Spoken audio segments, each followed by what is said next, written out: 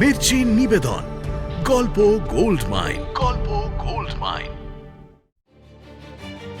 তুমি এত ভেবো না বাবা, আমাকে নিয়ে এত ভেবো না। আর তুমি বা কোথায় যাবে? কিন্তু তোমার গ্রামের সকলের পরামর্শই ঠিক হয়েছে, আমি তোমাকে আমার সঙ্গে কলকাতায় নিয়ে যাব। আর যদি নিজেরই কুন্দকে বিয়ে করার অভিপ্রায় থাকে তবে বলো, আমি বরণডালা সাজাতে বসি।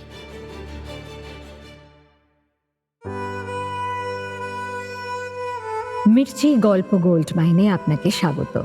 মণিমাণিক্যে ভরা বাংলা সাহিত্যের কিছু কালজয়ী উপন্যাস ও গল্প দিয়ে সাজানো আমাদের এই মির্চি গল্প গোল্ড মাইন। আজ শুনছেন বঙ্কিমচন্দ্র চট্টোপাধ্যায় রচিত সামাজিক উপন্যাস বিষবৃক্ষ। 1279 বঙ্গাব্দ অর্থাৎ ইংরেজির 1873 সালে এই উপন্যাসটি প্রথম প্রকাশিত হয়েছিল তৎকালীন বঙ্গদর্শন পত্রিকায়। আজ শুনছেন প্রথম পর্ব।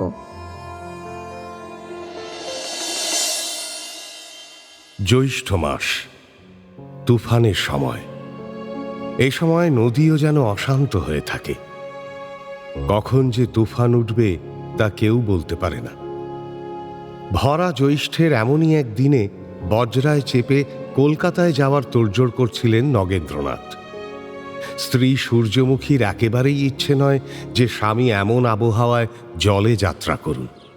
সে বলল, কখন ঝড় জল শুরু হয়ে যাবে কেউ বলতে পারে? এমন তুফানের দিনে না বেরোলেই কি নয়? আহা, বুঝছো না কেন? এমনি এমনি কি আর যাচ্ছি? কাজ আছে যে। এমন কি কাজ শুনি? দুটো দিন পরে গেলে চলে না নাকি? হেসে ফেললেন নগেন্দ্রনাথ। সব কি আর তুমি বুঝবে গিন্নি? কত ছোট বড় কাজ থাকে, লাভ লোকসান নির্ভর করে তার উপর। আজ বৃষ্টি, কাল রোদ, পরশু শীত, এইসব বলে সেসব পিছিয়ে দিলে চলবে কেন? ঠিক আছে, যেতেই যখন হবে খুব সাবধানে যাও। তবে তুফান উঠলে নদীতে থাকা যাবে না, কিন্তু সঙ্গে সঙ্গে বজরা ভেড়াতে বলবে মাঝিকে। জলে থাকবে না একদম, পাড়ে নেমে পড়বে। ঝড় জল পুরোপুরি থামলে তবেই আবার রওনা দেবে। এই আমার মাথার দিব্যি রইল, মনে থাকে যেন। আচ্ছা বেশ। নগেন্দ্রনাথ দত্ত মহা ধনবান ব্যক্তি, জমিদার। তার বাসস্থান গোবিন্দপুর। যে জেলা সেই গ্রাম, সেটা গোপন রেখে তাকে হরিপুর বলে বর্ণনা করব। নগেন্দ্রবাবু যুবা পুরুষ, বয়স মাত্র 30। তিনি নদীপথে বজ্রায় চড়ে যেতে লাগলেন। প্রথম দু একদিন নির্বিঘ্নে গেল। নগেন্দ্র দেখতে দেখতে গেলেন নদীর জল ছলছল চলছে, ছুটছে, বাতাসে নাচছে, রোদে হাসছে, আবর্তে ডাকছে। জলের ধারে তীরে তীরে মাঠে মাঠে রাখালেরা গরু চড়াচ্ছে। কেউ বা গাছের নিচে বসে গান করছে, কেউ তামাক খাচ্ছে, কেউ মারামারি করছে। কৃষক লাঙল দিয়ে চাষ করছে, গরু ঠ্যাঙাচ্ছে। ঘাটে ঘাটে কৃষকদের মহিষীরা কলসি, ছেঁড়া কাঁথা, পচা মাদুর, রূপোর তাবিজ, নাকছাবি, রুক্ষ কেশ নিয়ে বসে আছে। তার মধ্যে কোনো সুন্দরী মাথায় কাদা মেখে মাথা ঘষছে। কোনো কোনো ভদ্রগ্রামের ঘাটে কুলকামিনীরা ঘাট আলো করে বসে। প্রাচীনারা বক্তৃতা করছে, মধ্যবয়স্কারা শিব পুজো করছে, যুবতীরা ঘোমটা দিয়ে ডুব দিচ্ছে, বালক বালিকারা চেঁচাচ্ছে, কাদা মাখছে, পুজোর ফুল কুড়োচ্ছে, সাঁতার দিচ্ছে, সকলের গায়ে জল দিচ্ছে।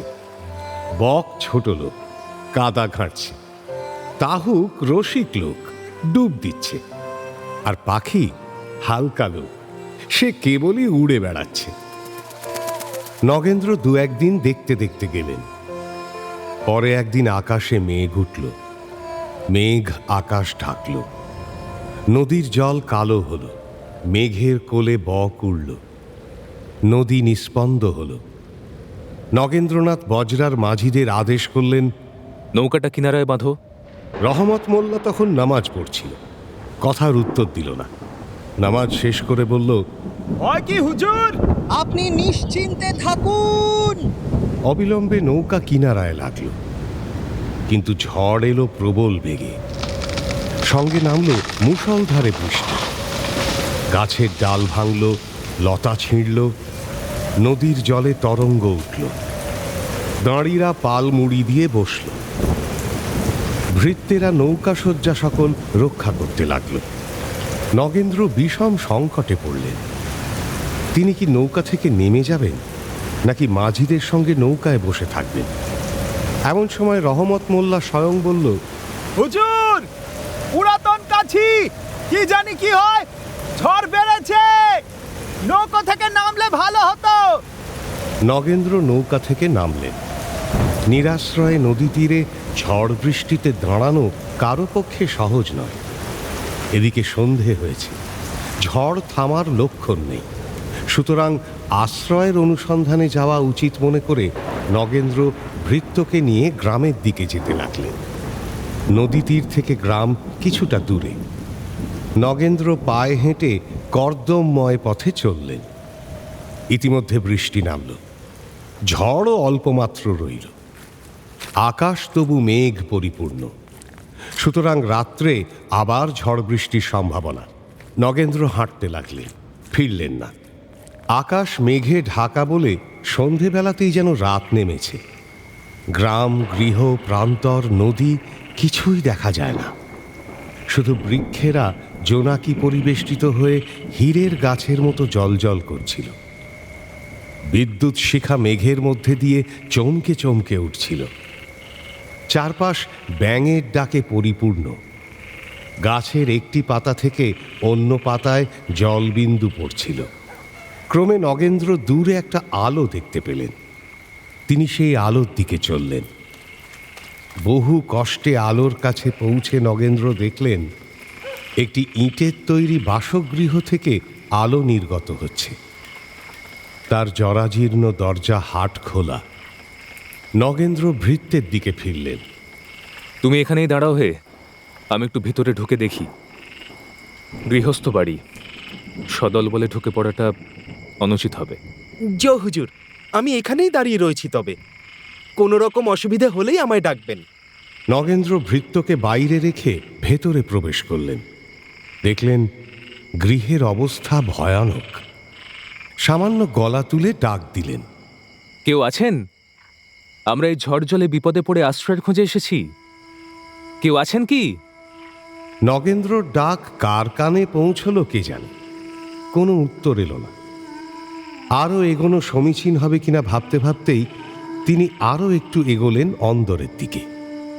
অন্ধকারে চোখ সয়ে আসতে নগেন্দ্র দেখলেন বাড়ির চেহারা বলছে তা নিতান্ত সামান্য নয়। এককালে বোধ করি প্রাচুর্য ছিল। এখন সে সম্পদের চিহ্ন মাত্র নেই। ঘরদোর ভাঙাচোরা, ধুলোয় মলিন, যেন বহুকাল লোকের যাওয়া আসা নেই। পেঁচা, ইঁদুর, পোকামাকড়ের রাজত্ব। একটা মাত্র ঘরে টিমটিমে আলোর রেখা দেখা যাচ্ছে। নগেন্দ্র পায়ে পায়ে সে ঘরের দরজায় গিয়ে দাঁড়ালেন। দেখলেন এ ঘরে মনুষ্য জীবনের উপযোগী দু একটা জিনিস আছে বটে, তবে তার সবটুকুতেই দারিদ্র্যের ছাপ। দু একটা হাঁড়ি, একখানা ভাঙা উনুন, গোটা ৩-৪ বাসনপত্র, এইটুকুই। দেওয়ালে কালি, কোণে কোণে ঝুল, আরশোলা, মাকড়সা, টিকটিকি, ইঁদুর ছুটোছুটি করছে। তার মধ্যেই এক শতছিন্ন বিছানায় এক বৃদ্ধ শুয়ে। দেখে মনে হয় তার অন্তিমকাল উপস্থিত। চোখ দুটো ম্লান, জোরে জোরে নিঃশ্বাস পড়ছে, ফ্যাকাশে ঠোঁট জোড়া কাঁপছে। বিছানার একপাশে বোধ করি দেওয়াল থেকেই খসে পড়া একখণ্ড ইঁটের ওপর একখানা ছোট্ট মাটির প্রদীপ। তাতে তেল একেবারে কমে এসেছে। শায়িত বৃদ্ধের জীবন প্রদীপের মতোই যেন। বিছানার অন্য পাশে আরও একটি প্রদীপ। এক অনিন্দ সুন্দরী গৌরবর্ণা বালিকা। প্রদীপ শিখার মতোই তার রূপের স্নিগ্ধ আলো চারপাশে ছড়িয়ে রয়েছে। দরজায় দাঁড়িয়ে নগেন্দ্র তাঁদের লক্ষ্য করছিলেন, কিন্তু টিমটিমে আলোর কারণেই হোক কিংবা আসন্ন মৃত্যুর ভাবী বিরহ চিন্তায় আনমনা হয়ে থাকার কারণে দুজনের কেউই তাকে নজর করেনি। দরজা থেকেই নগেন্দ্র তাদের কথোপকথনে কান পাতলেন। ক্ষীণ কণ্ঠে বৃদ্ধ কথা বলে চলেছিলেন। মেয়েটি মাঝে মাঝে উত্তর করছিল মৃদু স্বরে। কানে আসছিল মুমূর্ষু বৃদ্ধের বিলাপ।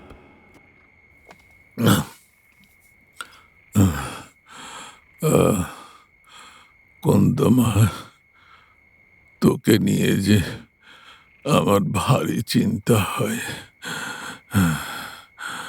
কার কাছে রেখে যাব তোকে? এত এত মানুষ চারপাশে,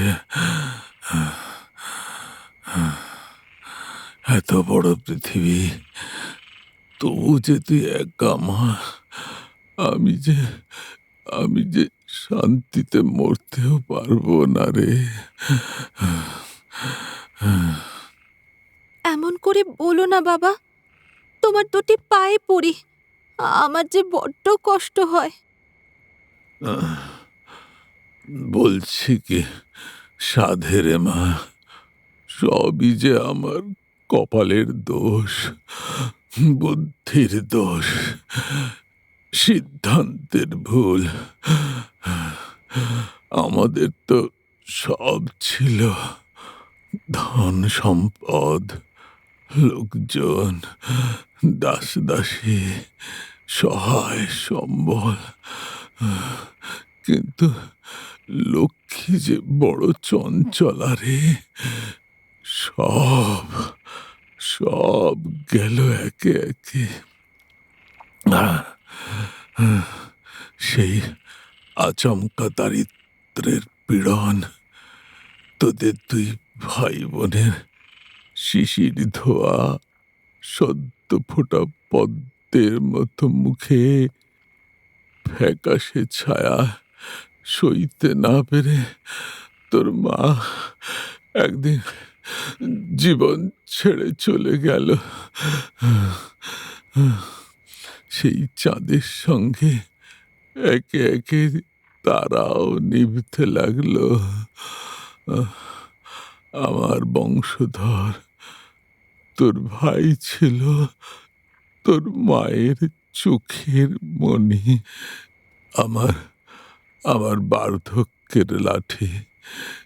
সেও তো আমার চোখের সামনেই চিতায় গিয়ে উঠল। এই ভাঙা ঘরে থেকে গেলাম শুধু তুই আর আমি। প্রাণে ধরে তোর বিয়েটাও দিতে পারিনি রে মা। মনে হতো তোকেও দিয়ে দিলে আমি কি নিয়ে বাঁচব?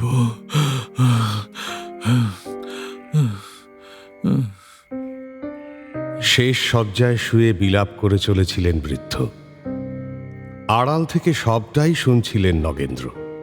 বুঝতে পারছিলেন বৃদ্ধের একমাত্র মেয়েটি এই কুন্দনন্দিনী তার পিতার অন্ধের যষ্টি স্বরূপা ছিল। মেয়ের বিয়ের বয়স পেরিয়ে যাচ্ছে দেখেও তাই তার বিয়ে দিতে মনস্থ করেননি বৃদ্ধ। বিয়ের কথা ভাবলেই মনে হতো তিনি কি নিয়ে বাকি জীবনটা অতিবাহিত করবেন। কিন্তু ভাবেননি যেদিন সহসা ওপার থেকে ডাক পড়বে, কুন্দকে তিনি কোথায় রেখে যাবেন। আজ অকস্মাৎ যমদূত বিছানার পাশে এসে দাঁড়িয়েছে। কুন্দনন্দিনী কাল কোথায় দাঁড়াবে? শেষ লগ্নে এসে হয়তোবা এই প্রশ্নটাই তাঁকে কুরে কুরে খাচ্ছে। মেয়েটির জন্য ভারী খারাপ লাগলো নগেন্দ্র। কুন্দনন্দিনী তখন বাবার কঙ্কালসার হাতখানা ছুঁয়ে কোমল স্বরে তাকে আশ্বস্ত করতে চাইছে। তুমি এত ভেবো না বাবা, আমাকে নিয়ে এত ভেবো না। আর তুমি বা কোথায় যাবে? কিচ্ছু হবে না তোমার, আমি আছি তো বাবা। তোমার কুন্দ তোমার পাশটিতেই আছে। মেয়ের সান্ত্বনায় কি আর বিপদের ভাবনা কমে? বৃদ্ধের বুজে আসা দু চোখ বেয়ে অবিরাম নেমে আসছিল জলের ধারা। তাঁর প্রতি নিঃশ্বাসে ব্যক্ত হচ্ছিল সেই গভীর অনিবার্য যন্ত্রণা। মাথার কাছে তার 13 বছরের কন্যা কুন্দনন্দিনী পাথরের মূর্তির মতো বসে, নিজের কথা ভুলে, কাল কি হবে সেই দুশ্চিন্তা ভুলে মৃত্যু পথযাত্রী বাবার মুখের দিকেই অপলক চেয়েছিল সে। নগেন্দ্র সবটাই দেখছিলেন, কিছু বলে উঠতে পারছিলেন না। ক্রমশ বৃদ্ধের কথা অস্পষ্ট হয়ে আসতে লাগল। নিঃশ্বাস কোষ্ঠাগত হল, নিস্তেজ হয়ে গেল চোখ জোড়া। ব্যথিত প্রাণ বৃদ্ধ অবশেষে ব্যথা থেকে নিষ্কৃতি পেলেন। একলা ঘরে নিভু নিভু আলোয় পিতার মৃতদেহ কোলে নিয়ে বসে রইল একাকিনী বালিকা। বাইরে রাতের গাঢ় অন্ধকার, এখনো ফোঁটায় ফোঁটায় বৃষ্টি পড়ছে। গাছের পাতায় সে শব্দ শোনা যাচ্ছে, থেকে থেকে গর্জন করছে বাতাস। ভাঙা ঘরের জানলা দরজা তাতে যেন আর্তনাদ করে উঠছে সশব্দে। প্রায় নিভে আসা প্রদীপের চঞ্চল আলোক শিখা একবার করে সবের মুখে পড়ছিল। পরক্ষণেই অন্ধকার, অনেকক্ষণ তাতে তেল ঢালা হয়নি। ফলে শেষমেশ 2-4 বার উজ্জ্বল হয়ে উঠে সে প্রদীপ নিভে গেল তখনই। ঘর জুড়ে নিকষ অন্ধকার। নগেন্দ্র নিঃশব্দ পায়ে দরজা থেকে সরে বেরিয়ে এলেন বাইরের দিকে। রাত ততক্ষণে গভীর হয়েছে। ভাঙা ঘরে একা কুন্দনন্দিনী ও তার পিতার শব। কিন্তু বাবা কি সত্যি সত্যি তাকে ছেড়ে চলে গেলেন, নাকি ঘুমিয়ে পড়েছেন? বেচারি বালিকা বুঝে উঠতে পারছিল না। কোমল স্বরে সে ডাকল, বাবা, বাবা গো, বাবা। আর তো ডাকটুকু ঘরে ছড়িয়ে পড়ল, কোনো উত্তর এলো না। শুধু কুন্দ একবার ভাবছে বাবা বুঝি ঘুমিয়ে পড়েছে যন্ত্রণায় ক্লান্ত হয়ে, আর একবার আশঙ্কা হচ্ছে বাবা বুঝি আর নেই। সে কথা সে স্পষ্ট মুখে আনতে পারল না। অন্ধকারে হাত পাখা হাতে সে বাতাস করতে শুরু করল। সে মনস্থির করল বাবা বোধহয় ঘুমিয়েই পড়েছেন। বাবা মরলে তার যে কি দশা হবে কুন্দ আর ভাবতে পারল না। দিনরাত জেগে মুমূর্ষু বাবার সেবা করার ক্লান্তিতে মনোকষ্টে বালিকার তন্দ্রা এলো। চোখ জোড়া বুজে আসছিল। এক হাতে তালপাতার পাখা, কঠিন শীতল মেঝের ওপরে পদ্মের মৃণালের মতো হাতখানি পেতে তাতেই মাথা রেখে ঘুমিয়ে পড়ল কুন্দ। তার 2 চোখে লাগল স্বপ্নের ঘোর। স্বপ্নে বালিকা দেখল জ্যোৎস্না মাখা অতি পরিষ্কার রাত্রি। উজ্জ্বল নীল আকাশে বিরাট আকার এক চন্দ্রমণ্ডল। এত বড় চন্দ্রমণ্ডল কুন্দ কখনো দেখেনি। তার দীপ্তিও অতি ভাস্বর অথচ স্নিগ্ধ। প্রকাণ্ড সেই চন্দ্রমণ্ডলের মধ্যে চাঁদ নেই। পরিবর্তে তার কেন্দ্রে কুন্দ দেখতে পেল এক অপূর্ব জ্যোতির্ময়ী দেবী মূর্তি। তাকে নিয়ে সুউচ্চ আকাশ থেকে ধীরে ধীরে নেমে আসছিল সেই চন্দ্রমণ্ডল। ক্রমে সহস্র শীতল রশ্মি ছড়িয়ে সে এসে পৌঁছল কুন্দর মাথার উপর। কুন্দ তখন দেখতে পেল চন্দ্রমণ্ডলের মধ্যিখানে মুকুট অলঙ্কারে শোভিতা আলোকময়ী মূর্তিটি এক স্ত্রীলোকের আকৃতির। মুখখানি রমণীয় কারুণ্যে ভরা, ঠোঁটে লেগে আছে স্নেহমাখা হাসি। কুন্দ সভয় এবং সানন্দে দেখল সেই নারী মূর্তি তার বহুকাল মৃতা মায়ের অবয়ব ধারণ করেছে। আলোকময়ী সস্নেহ মুখে কুন্দকে মাটি থেকে কোলে তুলে নিলেন। মাতৃহীনা কুন্দ বহুকাল পরে মা শব্দটা উচ্চারণ করল। মা, মা গো। কুন্দের মুখে চুমু খেয়ে স্নেহার্দ্র কণ্ঠে বললেন আলোকময়ী, বাছা, তুই বিস্তর দুঃখ পেয়েছিস। আমি জানি আগামীতেও তুই বিস্তর দুঃখ পাবি। তোর এই কুসুম কোমল শরীর এত দুঃখ সইবে না। অতএব তুই আর এখানে থাকিস না, এই পৃথিবী ত্যাগ করে আমার সঙ্গে আয়। আয় বাছা। কোথায় যাব মা? আকাশের দিকে আঙুল দেখালেন কুন্দের মা। দূরে জ্বলজ্বল করতে থাকা নক্ষত্রগুলোকে দেখিয়ে বললেন, ওই যে ওই দেশে। মায়ের বাড়ানো হাত অনুসরণ করে কুন্দ দেখল বহু দূরে যেন বালুকাবিহীন অনন্ত সাগর পারে সেই দেশ। অচেনা সেই আলোকোজ্জ্বল নক্ষত্রলোকের দিকে দৃষ্টি নিক্ষেপ করে সে বলল, এ যে অনেক দূর, আমি অত দূরে যেতে পারবো না, আমার সে বল নেই। মেয়ের কথায় মায়ের কারুণ্যে ভরা প্রফুল্ল অথচ গম্ভীর মুখখানায় এবার যেন অপ্রসন্নতার ছোঁয়া লাগল। দেখা দিল ভ্রুকুটি, গলার স্বরও খানিক গম্ভীর হয়ে উঠল। বাছা, যা তোমার ইচ্ছে তাই করো, কিন্তু আমার সঙ্গে এলে ভালো করতে। এরপরে ওই নক্ষত্র লোকের দিকে চেয়ে সেখানে যাওয়ার জন্য একদিন তুমি কাতর হয়ে উঠবে। তখন আমি আরেকবার তোমাকে দেখা দেব। যখন তুমি মনোকষ্টে ধুলোয় লুটিয়ে আমাকে মনে করবে, আমার কাছে যেতে চেয়ে চোখের জল ফেলবে, তখন আমি আবার দেখা দেব। তখন আমার সঙ্গে যেও। আর এখন তুমি আমার আঙুলের নিশানা অনুসরণ করে আকাশের প্রান্তে চেয়ে দেখো। আমি তোমাকে দুজন মানুষের মূর্তি দেখাচ্ছি, এরাই তোমার শুভাশুভের কারণ হবে। যদি পারো এদের দেখলে বিষধর মনে করে প্রত্যাখ্যান করো। তারা যে পথে যাবে সে পথে তুমি কিন্তু যেও না। জ্যোতির্ময়ী আঙুলের ইশারায় আকাশের কোণের দিকে দেখালেন। সেই ইশারা অনুসরণ করে কুন্দ দেখল আকাশের গায়ে এক দেবনিন্দিত পুরুষের অবয়ব ফুটে উঠেছে। তাঁর উন্নত প্রশস্ত প্রশান্ত ললাট, সরল সকরুণ চাহনি, তাঁর রাজহাঁসের মতো ঈষৎ বঙ্কিম গ্রীবা কিংবা অন্যান্য মহাপুরুষ লক্ষণ দেখে কারোরই বিশ্বাস হবে না যে তাঁর থেকে কোনো আশঙ্কার কারণ ঘটতে পারে। ক্রমে ক্রমে সে অপূর্ব মূর্তি বুদবুদের মতো আকাশের গায়ে মিলিয়ে গেল। জননী কুন্দকে বললেন, দেখো বাছা, এর দেবতার মতো রূপ দেখে তুমি কিন্তু ভুলো না। মহাশয় ব্যক্তি হলেও ইনি তোমার অমঙ্গলের কারণ। অতএব বিষধর ভেবেই তাকে ত্যাগ করো। আচ্ছা, ওই দেখো দেখো।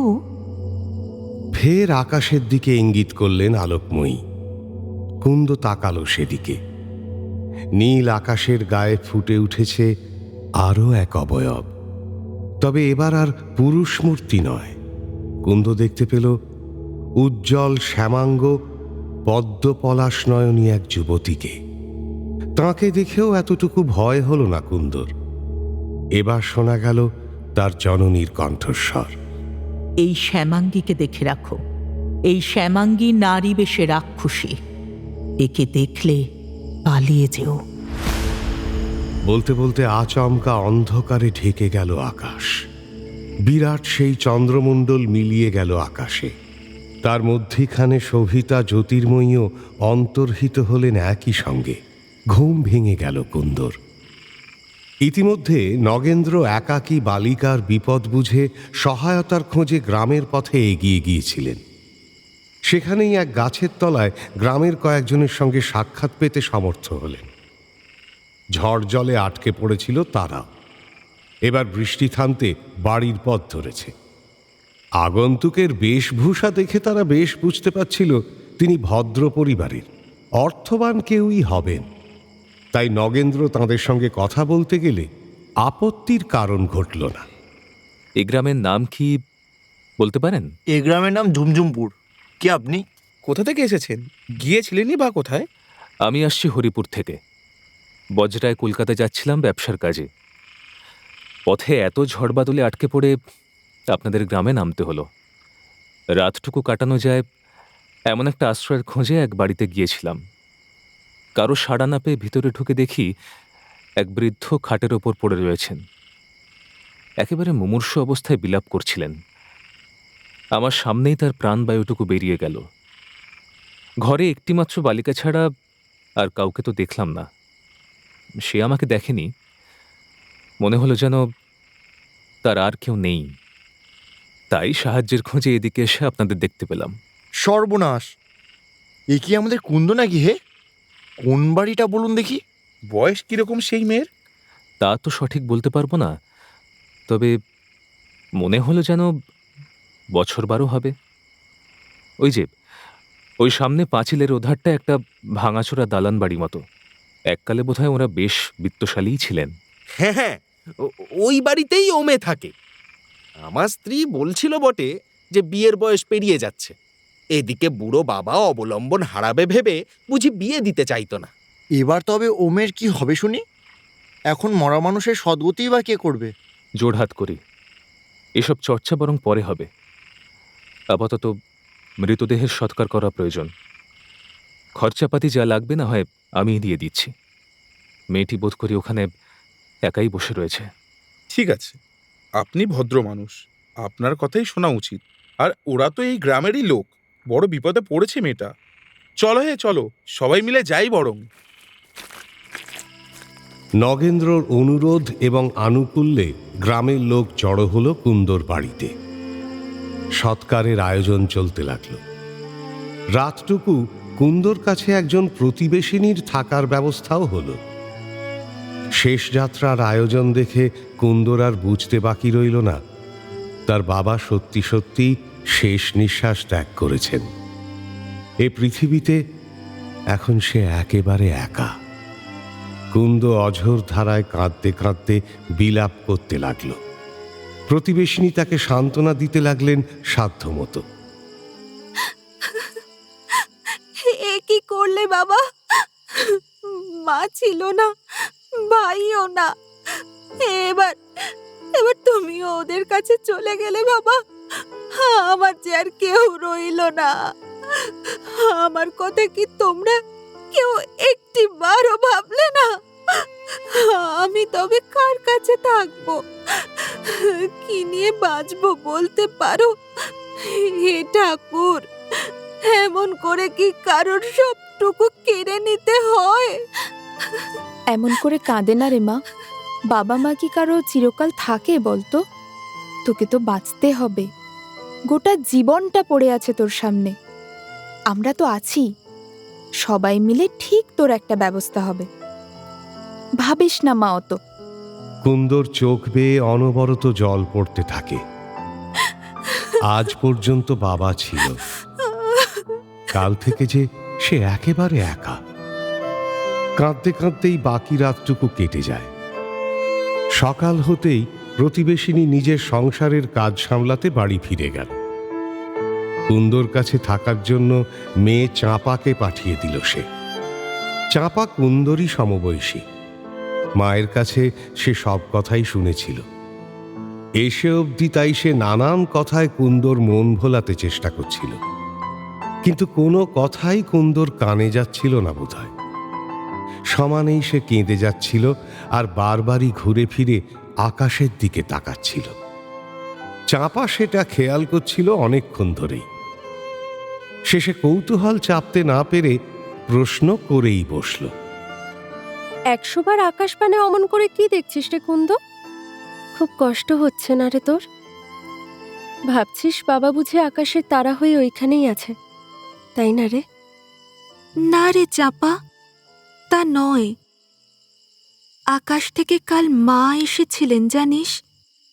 আমাকে ডাকলেন, বললেন আমার সঙ্গে আয়। আমার যে কি দুর্বুদ্ধি হলো, ভয় পেলাম, মায়ের সঙ্গে আর গেলাম না। এখন ভাবছি কেন গেলাম না। এখন আবার যদি তিনি আসেন আমি যাব, তাই ঘন ঘন আকাশপানে চেয়ে দেখছি। চাঁপা হাঁ করে কুন্দর দিকে চেয়ে রইল, তারপর অবাক হয়ে বলল, হ্যাঁ, মরা মানুষ আবার এমন করে আসে নাকি? কুন্দ তখন স্বপ্নের কথা সবটা খুলে বলল চাঁপাকে। কেমন করে তার মা এসেছিল, কেমন করে আকাশের গায়ে দুজন মানুষের চেহারা ফুটে উঠেছিল। চাঁপা আরো বিস্মিত হয়ে পড়ল। কিন্তু আকাশের গায়ে যে পুরুষ আর মেয়ে মানুষকে দেখেছিলি, তাদের চিনিস? না, তাদের কখনো দেখিনি। এমন পুরুষ যেন আর কোথাও নেই। তার মতো রূপও আর কারও দেখিনি। এদিকে সকাল হতে নগেন্দ্র ফের গ্রামবাসীদের কাছে গিয়ে কথা পাড়লেন কুন্দর বিষয়। একলা মেয়েটির কি উপায় হবে তা তাঁকে ভাবাচ্ছিল। এই মৃত ব্যক্তির কন্যার কি হবে? কিছু কি স্থির করলেন আপনারা? কোথায় থাকবে সে? কেউ কি আছে ওর? না, ওর তো কেউই নেই, থাকার জায়গাও নেই। নগেন্দ্র উপায় না দেখে গ্রামের কম বয়সীদের কাছে একটা প্রস্তাব রাখলেন।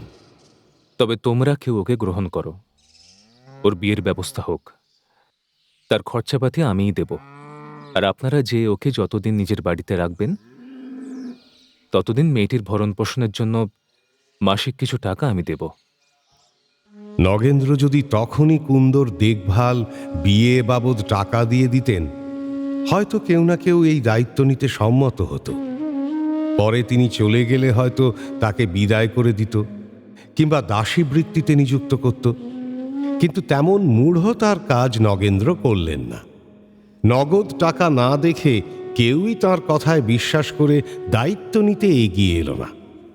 নগেন্দ্রকে নিরুপায় দেখে শেষে এক গ্রামবাসী অন্য একটি উপায় বললেন। শ্যামবাজারে কুন্দর এক মাসির বাড়ি আছে। মেশোর নাম বিনোদ ঘোষ। আপনি কলকাতাতেই যাচ্ছেন।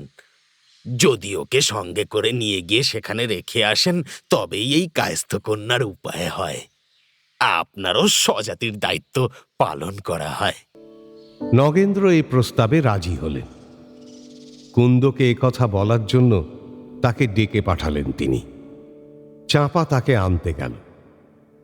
আস্তে আস্তে নগেন্দ্রর দিকে চোখ পড়া মাত্র কুন্দ আচমকা স্তম্ভিতের মতো দাঁড়িয়ে গেল।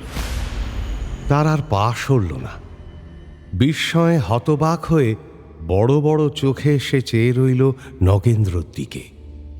চাঁপা কুন্দর হাত ধরে টান দিল। ওকে, কি হলো? দাঁড়িয়ে পড়লে যে? কুন্দ নগেন্দ্রর দিকে আঙুল দেখালো, বলল, এই সেই। সেই মানে? কে? যাকে মা কাল রাত্রে আকাশের গায়ে দেখিয়েছিল। শুনে চাঁপাও বিস্মিত ও স্তম্ভিত হয়ে দাঁড়িয়ে পড়ল। দুই বালিকা এগোতে এগোতে হঠাৎ থমকে গেল দেখে নগেন্দ্রই তাদের কাছে গিয়ে পৌঁছলেন।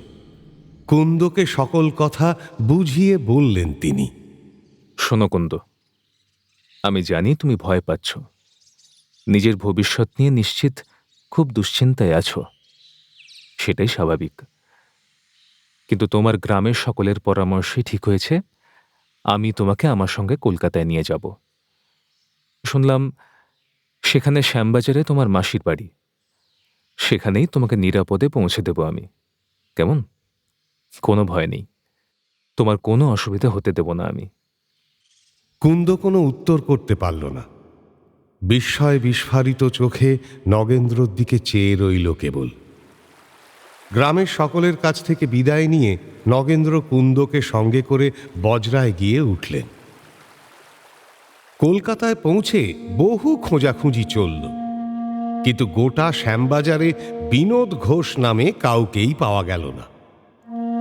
এক বিনোদ দাসকে পাওয়া গেল বটে, কিন্তু সে কুন্দর সঙ্গে কোনো সম্পর্কের কথা অস্বীকার করল।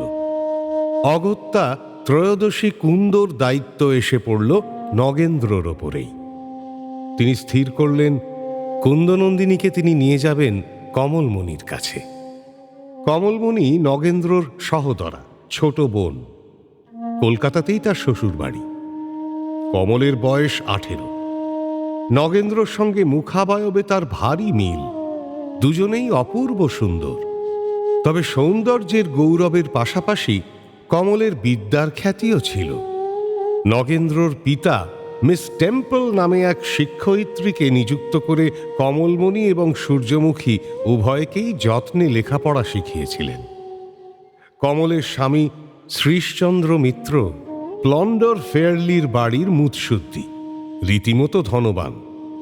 নগেন্দ্রর সঙ্গে তার বিশেষ সম্প্রীতি। কমলের শাশুড়ি বর্তমান, তবে থাকেন শ্রীশচন্দ্রের পৈতৃক বাড়িতে। কলকাতার বাড়িতে কমলই গৃহিণী, তাই সেখানেই কুন্দকে নিয়ে চললেন নগেন্দ্র। গিয়ে দাঁড়ালেন বোনের সামনে। কমল, এই হলো কুন্দনন্দিনী। ঝুমঝুমপুর গ্রামে অসুস্থ বাবার সঙ্গে বসবাস করত। তিনি স্বর্গগত হয়েছেন। এত বড় পৃথিবীতে এ মেয়েটির কেউ নেই, সহায় সম্বলও কিছুই নেই। গ্রামবাসীরা বলেছিল ওর মাসির বাড়ি শ্যামবাজারে, মেশোর পরিচয়ও দিয়েছিল। তাই ওকে সঙ্গে নিয়ে এসেছিলাম আত্মীয় বাড়িতে পৌঁছে দেওয়ার জন্য। কিন্তু এখানে এসে তাদের কোথাও কোনো খোঁজ পেলাম না। বড় আতান্তরে পড়েছি বোন। ওকে কি তোর সংসারে কটা দিন ঠাঁই দিতে পারিস? বড় উপকার হয়। তবে তুই না রাখলে ওকে আর কোথাও নিয়ে যাওয়ার জায়গা নেই। পরে আমি যখন বাড়ি ফিরব ওকে গোবিন্দপুরে নিয়ে যাব। কমলমণি ভারী দুষ্টু মেয়ে। নগেন্দ্রর কথা কটা শেষ করে পেছন ফিরতে না ফিরতেই কুন্দকে একটানে কোলে তুলে নিয়ে দৌড় দিল সে। টবের মধ্যে খানিকটা ঈষদুষ্ণ জল ছিল। কমল কুন্দকে সোজা নিয়ে গিয়ে ফেলল তার মধ্যে। কুন্দ ভারী ভয় পেয়ে গেল।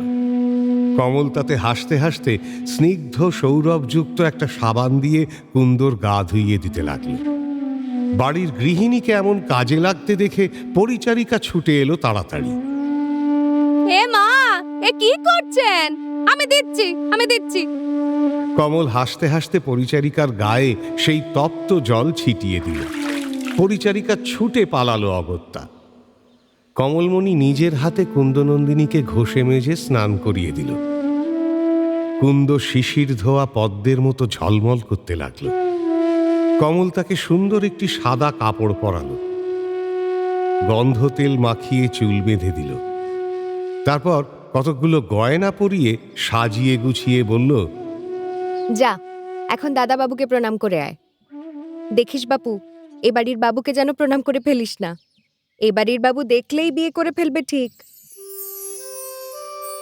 কুন্দ গিয়ে নগেন্দ্রকে প্রণাম করল। তিনি বিশ্রাম নিচ্ছিলেন।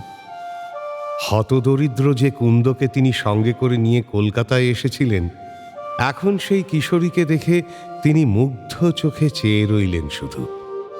সে মেয়ের অপূর্ব মূর্তি দেখে আর চোখ ফেরাতে পারলেন না। নগেন্দ্র স্ত্রী সূর্যমুখীকে কুন্দর সকল কথা জানিয়ে চিঠি লিখলেন। হরদেব ঘোষাল নামে তাঁর এক প্রিয় বন্ধু দূর দেশে থাকতেন। তাঁকেও চিঠিতে লিখলেন কুন্দনন্দিনীর কথা। বলো দেখি, কোন বয়সে স্ত্রীলোক সুন্দরী? তুমি নিশ্চয়ই বলবে 40 পেরোলে, কারণ তোমার ব্রাহ্মণের আরও 1-2 বছর পেরিয়েছে। কুন্দ নামে যে মেয়েটির পরিচয় দিলাম তার বয়স 13 বছর। তাকে দেখে মনে হয় এই সৌন্দর্যের সময়। প্রথম যৌবন সঞ্চারের পূর্বেই যে মাধুর্য এবং সরলতা থাকে, পরে তত থাকে না। এই কুন্দের সরলতা চমৎকার। সে কিছুই বোঝে না। আজও রাস্তার বালকদের সঙ্গে খেলা করতে ছোটে, আবার বারণ করলেই ভয় পেয়ে নিবৃত্ত হয়। কমল তাকে লেখাপড়া শেখাচ্ছে। কমল বলে লেখাপড়ায় তার দিব্য বুদ্ধি, কিন্তু অন্য কোনো কথাই সে বোঝে না। বললে শরতের মতো সর্বদাই স্বচ্ছ জলে ভাসা বড় বড় নীল চোখ দুটি মেলে আমার মুখের পানে চেয়ে থাকে শুধু, আর কিচ্ছু বলে না। সে চোখ জোড়া দেখতে দেখতে আমি অন্যমনস্ক হই, আর কিছু বোঝাতে পারি না। তুমি নিশ্চয়ই হাসবে, বলবে আমার মতি স্থির নেই। বিশেষত তুমি তো আবার বাতিকের গুণে কয়েক গাছা চুল পাকিয়ে ব্যঙ্গ করার পরোয়ানা হাসিল করেছ। কিন্তু যদি তোমাকে ওই চোখ দুটির সামনে দাঁড় করাতে পারি, তবে তোমারও মতিস্থৈর্যের পরিচয় পাব। সে চোখ দুটি যে কেমন তা আমি এ পর্যন্ত স্থির করতে পারলাম না। 2 বার একরকম দেখলাম না তাদের। মনে হয় যেন এই পৃথিবীর নয় সে চোখ। এই পৃথিবীর সব কিছু যেন সে ভালো করে দেখেই না।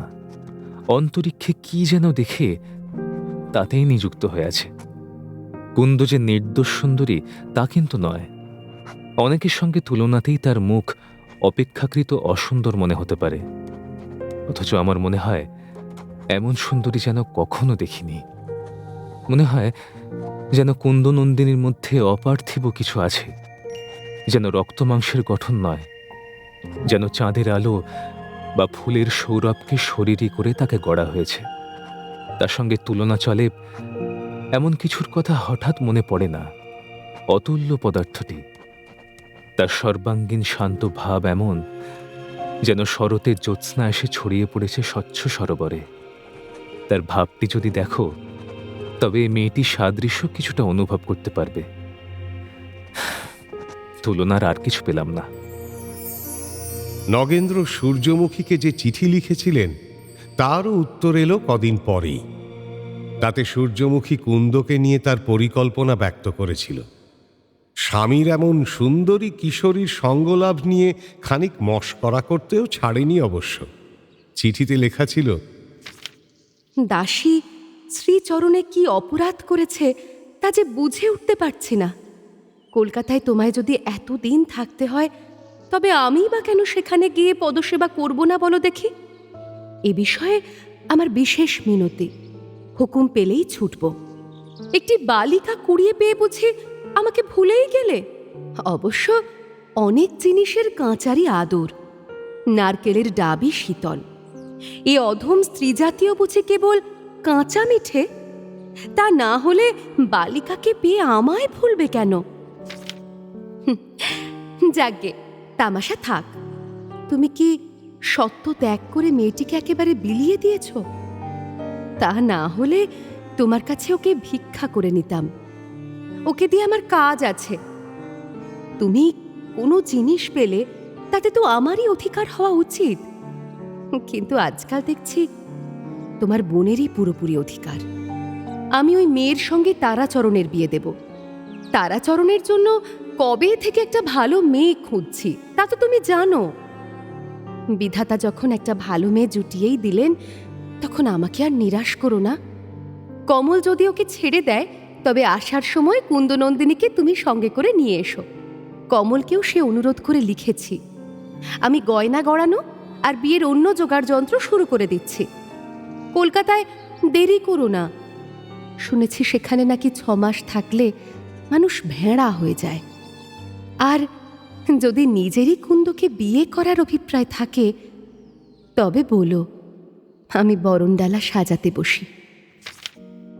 তারাচরণের পরিচয় পরে জানানো যাবে।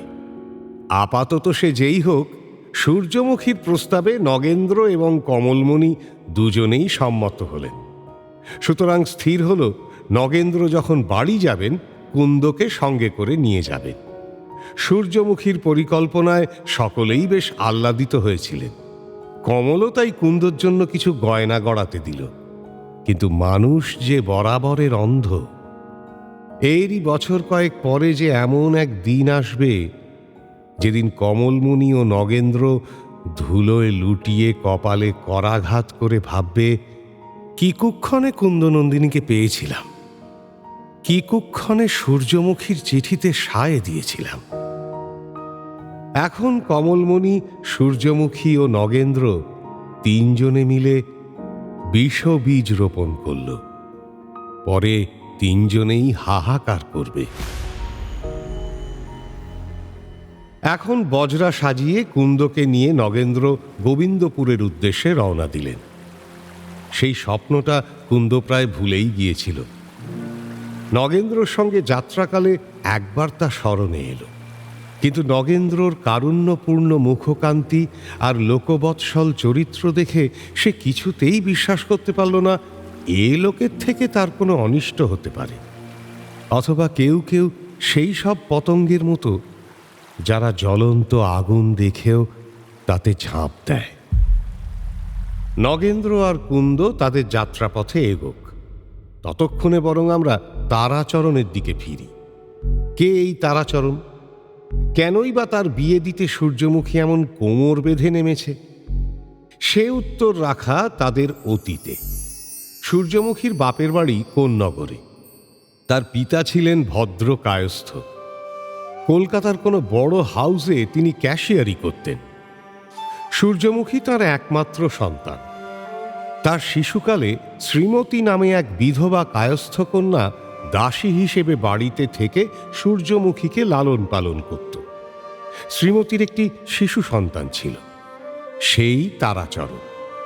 সে সূর্যমুখীর সমবয়স্ক হওয়ায় দুটিতে একসঙ্গে খেলাধুলো করে বড় হচ্ছিল। বাল্যকালের খেলার সঙ্গীটিকে সূর্যমুখী ভাইয়ের মতোই ভালোবাসত, স্নেহ করত। শ্রীমতী ছিল অসম্ভব রূপবতী। এক দুশ্চরিত্র ধনী মানুষের চোখে পড়ে গিয়ে সে সূর্যমুখীর বাপের বাড়ি ছেড়ে চলে যায়। তার আর খোঁজ মেলেনি, সে ফিরেও আসেনি। বলা বাহুল্য, তারাচরণকে সে ফেলে রেখেই গিয়েছিল। সূর্যমুখীর পিতা ছিলেন অতিশয় দয়ালু। তিনি আপন সন্তান স্নেহে তারাচরণকেও পড়াশুনো শিখিয়ে প্রতিপালন করতে লাগলেন। এক অবৈতনিক মিশনারি স্কুলে সে ইংরেজি শিখতে লাগল। এরপর সূর্যমুখীর বিয়ে হলো একদিন। এরই বছর কয়েক পরে তার পিতা পরলোক গমন করলেন। তারাচরণ ততদিনে ইংরেজি এক প্রকার শিখে ফেললেও কাজকর্ম জুটিয়ে উঠতে পারেনি। নিরাশ্রয় হয়ে পড়ে তাই সে সূর্যমুখীর কাছেই গেল। সূর্যমুখী নগেন্দ্রর সাহায্যে তাকে গ্রামের স্কুলে মাস্টার পদে নিযুক্ত করে দিল। এখন গ্রান্ট ইন এইডের সুবাদে গ্রামে গ্রামে যেমন টেরিকাটা, টপ্পাবাজ, নিরীহ ভালো মানুষ মাস্টারবাবুদের দেখা মেলে, তখন সচরাচর তেমনটা ঘটত না। তারাচরণ তাই প্রায় গ্রাম্য দেবতার পর্যায়ে পৌঁছে গেলেন। আরে শুনেছ, আমাদের তারাচরণ মাস্টার কতখানি বিদ্বান! কিরকম কিরকম? আরে উনি সিটিজেন অফ দ্য ওয়ার্ল্ড এবং স্পেকটেটর পড়েছেন, জিওমেট্রির বইও পড়েছেন। বলো কি, জিওমেট্রি? আরে হ্যাঁ রে বাবা, হ্যাঁ। না হলে কি আর অত সহজে দেবীপুর নিবাসী জমিদার দেবেন্দ্রবাবুর ব্রাহ্ম সমাজভুক্ত হলেন? শুনেছি তিনি বিধবা বিবাহ, স্ত্রী শিক্ষা, পৌত্তলিক বিদ্বেষের মতো বিষয় একের পর এক এই প্রবন্ধ লিখে পাঠ করছেন। হে পরম কারুণিক পরমেশ্বর বলে শুরু করে লম্বা বক্তৃতাও দিচ্ছেন। অবশ্য এসব লেখার কোনোটা তত্ত্ববোধনী থেকে নকল করা, কোনোটা আবার স্কুলের পণ্ডিতকে দিয়ে লিখিয়ে নেওয়া। কিন্তু তারাচরণ নিজে মুখে বলতেন, তোমরা ইটপাটকেলের পূজা ছাড়ো, খুড়ি জ্যাঠাইয়ের বিয়ে দাও, মেয়েদের লেখাপড়া শেখাও না কেন? আচ্ছা, তাদের খাঁচায় পড়ে কেন রাখো বলো তো? অবশ্য স্ত্রীলোককে নিয়ে এতটা লিবারালিটির কারণও ছিল। তারাচরণের নিজের ঘর যে স্ত্রীলোক শূন্য। তার মায়ের খবর জানাজানি হয়ে যাওয়ায় সূর্যমুখী হাজার চেষ্টা করেও ভদ্র কায়স্থ পরিবারের কোনো মেয়ে জোগাড় করতে পারেননি। যাদের সম্বন্ধ পাওয়া যাচ্ছিল সেসব মেয়েকে ভাজ বলে মেনে নিতে সূর্যমুখী রাজি ছিল না। এমন পরিস্থিতিতেই নগেন্দ্রর চিঠিতে এলো কুন্দনন্দিনীর খবর। সে মেয়ের রূপগুণের কথা জেনে তারই সঙ্গে তারাচরণের বিয়ে দিতে উদ্যোগী হয়ে উঠল সূর্যমুখী। এদিকে নগেন্দ্র দত্তের বজরা এসে লাগলো হরিপুরের ঘাটে। সেখান থেকে কুন্দনন্দিনীকে সঙ্গে নিয়ে লোকলস্কর সমেত বাড়ি ফিরলেন নগেন্দ্রনাথ। এত বড় বাড়ি কুন্দ কোনোদিন দেখেনি। তার বাইরে 3 মহল, ভিতরে আরও 3টে। এক একটা মহল যেন এক একটা পুরী। লোহার ফটক পেরিয়ে প্রথমে ঢুকতে হয় সদর মহলে। তার চারপাশ বিচিত্র উঁচু লোহার রেলে ঘেরা। ঘাসবিহীন প্রশস্ত লাল মোরামের পাকা রাস্তা ধরে এগোতে হয়। এরপর তার দুপাশে গরুপালের মনোরঞ্জনে নরম ঘাসে ঢাকা 2 ফালি জমি। তার মাঝে মাঝে কেয়ারি করা নানান রঙের ফুলের গাছ। সামনে 1.5 তলা উঁচু বিরাট বৈঠকখানা। চওড়া সিঁড়ি বেয়ে উঠতে হয় তাতে। তার বারান্দায় মোটা থামে ঘেরা মার্বেলে মোড়া মেঝে। তার পাশে পুজোর বাড়ি। এ মহলে কেউ থাকে না। দুর্গোৎসবের সময় মহা ধুমধাম হয়। তবে এখন টালির পাশ দিয়ে ঘাস গজিয়েছে। দালান দরদালান পায়রার বিষ্ঠায় নোংরা, সার সার ঠাসা আসবাব তালাবন্ধ। পাশে ঠাকুর বাড়ি, সেখানে বিচিত্র দেব মন্দির, পাথরে গড়া সুন্দর নাটমন্দির, তিন পাশে দেবতাদের পাকশালা, পূজারীদের থাকার ঘর এবং অতিথিশালা। সে মহলে লোকের অভাব নেই। গলায় মালা, চন্দন তিলক বিশিষ্ট পূজারীর দল, পাচকের দল, কেউ ফুলের সাজি নিয়ে আসছে, কেউ ঠাকুর স্নান করাচ্ছে, কেউ ঘণ্টা নাড়ছে, কেউ বকাবকি করছে, কেউ চন্দন ঘষছে, কেউ রান্না করছে। দাসীরা কেউ জলের ভার আনছে, কেউ ঘর ধোয়াচ্ছে, কেউ চাল ধুয়ে আনছে, কেউ বা ব্রাহ্মণদের সঙ্গে ঝগড়া করছে। ও বিশুর মা, চাল ধোয়া হলো? এই তো আসছি মানদা পিসি। আহা, সরো দেখি বামুন ঠাকুর, পথ আগলে দাঁড়িয়ে আছে দেখো। বলি দেখছো না ওর হাতে ভারী বাসন? মোলো যা, সাত সকালে সবাই মিলে এমন হল্লা জুড়েছ কেন? পুজোর জোগাড়টা সারতে দেবে না দেখছি এরা। কুন্দ বড় বড় চোখ মেলে চারিদিক দেখতে দেখতে এগোচ্ছিল। পূজারীদের ঘর পেরিয়ে অতিথিশালা। সেখানে কোথাও ভস্মমাখা সন্ন্যাসী ঠাকুর জটা এলিয়ে চিত হয়ে শুয়ে আছেন, কোথাও ঊর্ধ্ববাহু এক হাত উঁচু করে দত্তবাড়ির দাসী মহলে ওষুধ বিলোচ্ছেন, কোথাও বৈরাগীর দল শুকনো গলায় তুলসীর মালা এঁটে কপাল জুড়ে তিলক কেটে মৃদঙ্গ বাজাচ্ছে। মাথার আর্কফলা নড়ছে, নাক দুলিয়ে কীর্তন গাইছে। কথা কইতে যে পেলাম না, দাদা বলায় সঙ্গে ছিল। এই তিন মহল সদর, এর পেছনে তিন মহল অন্দর। কাছারি বাড়ির পেছনে যে অন্দরমহল, তা নগেন্দ্রর নিজের ব্যবহার্য। তাতে কেবল তিনি, তাঁর স্ত্রী সূর্যমুখী এবং তাঁদের পরিচর্যায় নিযুক্ত দাসীরা থাকত, এবং তাঁদের নিজেদের ব্যবহার্য জিনিসপত্র। পরিপাটি সাজানো এই মহলটি নতুন, নগেন্দ্র নিজের তৈরি করা। তার পাশে পুজোর বাড়ির পেছনটায় সাবেক অন্দরমহল, যেমন তেমন করে তৈরি, পুরনো ঘরদোর। নিচু ছোট ছোট ঘর অপরিষ্কার হয়ে পড়ে, তাতেই থাকেন আত্মীয় কুটুম্বের দল। মাসি, মাস্তুত বোন, পিসি, পিস্তুত বোন, বিধবা মাসি, সধবা ভাগ্নি, পিস্তুত ভাইয়ের বউ, এমন হরেক সম্পর্কের মানুষ দিন রাত কলকল করছে। ওরে জলান দেখি, ও বউ আর ভাত রাঁধলে না? কার জন্য করব বলো তো পিসি? ছেলেটা মোটেই খায় না। এই শুনেছিস, ঠাকুমা নাকি ছেলে বৌমাকে তাড়িয়ে দেবে বলেছে। শুনিনি আবার। তা ওরা যেন কত যাবে? পোড়ার মুখী, কতবার বলেছি ঘরখানা গুছিয়ে রাখ, সে কানে তুললে তো। সাবেক অন্দরমহলে এমন করেই শব্দেরা সাগরের মতো ঢেউ তোলে সারা দিন। চেঁচামেচি, হাসি ঠাট্টা, রাগ, ঝগড়া, পরনিন্দা, গল্পগাছা লেগেই আছে।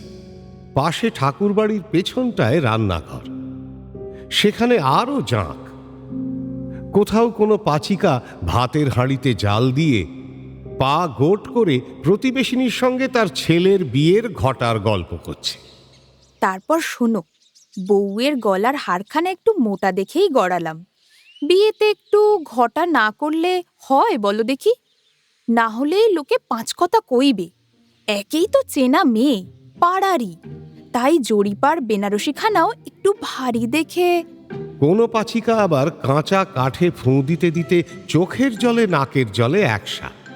এর জন্য গোমস্তার মুন্ডপাতও চলছে নাগাড়ে। পোড়ামুখো মিনছে, খালি ভিজে কাঠ কাটাবে। টাকা বাঁচলেই তো।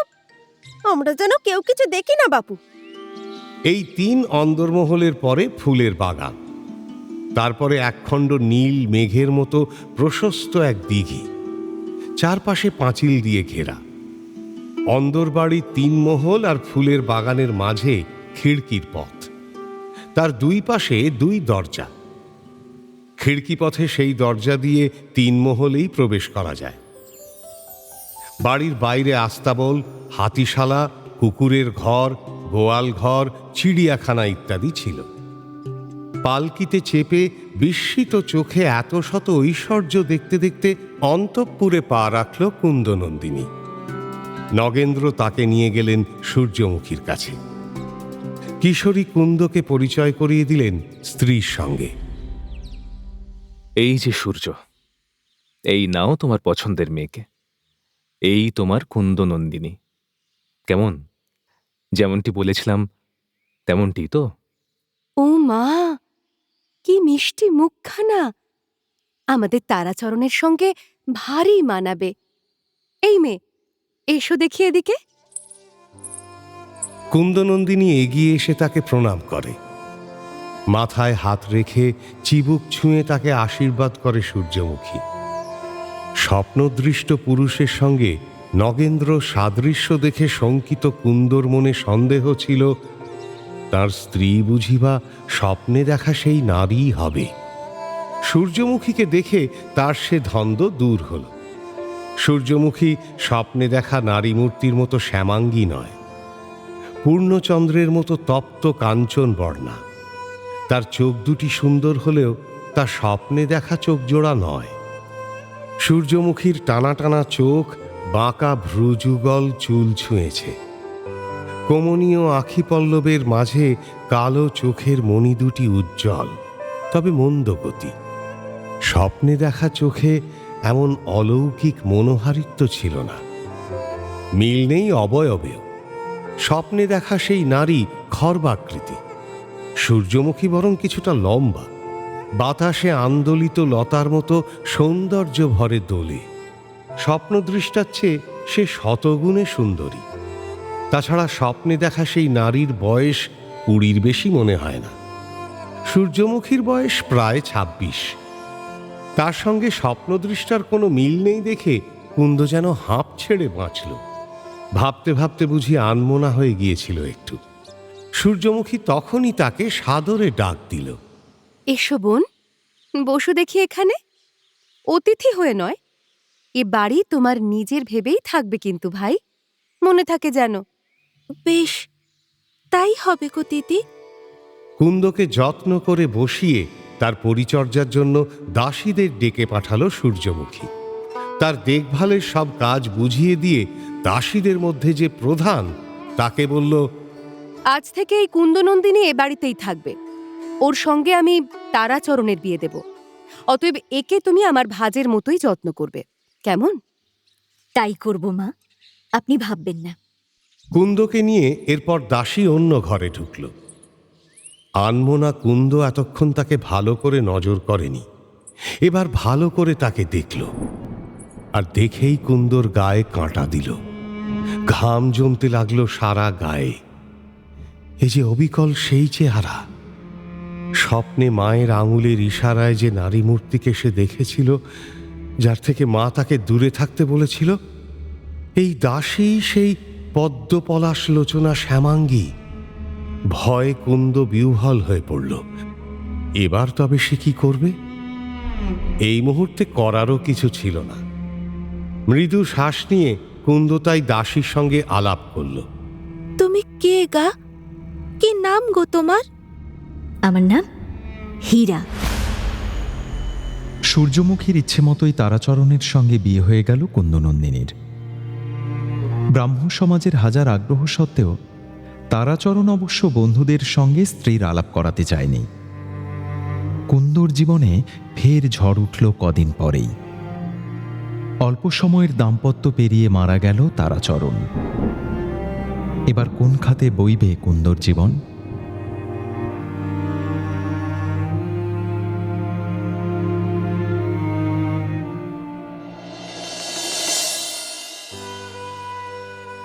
শুনলেন বঙ্কিমচন্দ্র চট্টোপাধ্যায়ের ২০ বৃক্ষ, পর্ব ১, নাট্যরূপ পরমা দাশগুপ্ত, পরিচালনায় দেবলীনা আচার্য, বিশেষ তত্ত্বাবধানে সৌভিক গুহ সরকার, সৃজনশীল পরিচালনায় ইন্দ্রাণী চক্রবর্তী, প্রযোজনায় ভিজুয়াল অডিও, ভাষ্য শেখর, নগেন্দ্র প্রসূন দাস, সূর্যমুখী দেবশ্রী দাস চৌধুরী, কুন্দনন্দিনী মৌমি দত্ত, কমলমণি শ্রেয়সী বন্দ্যোপাধ্যায়, শ্রীশচন্দ্র স্পন্দন দাস, তারাচরণ ভিকি দাস, হীরা অধ্যায় সাহা, দেবেন্দ্র সায়ন্তন ঘোষ, হরদেব গৌরব গুহ মজুমদার গোগো, আলোকময়ী গার্গী হর চট্টোপাধ্যায়,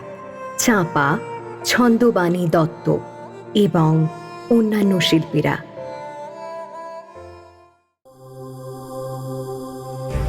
মির্চি নিবেদন গল্প গোল্ড মাইন। গল্প গোল্ড মাইন।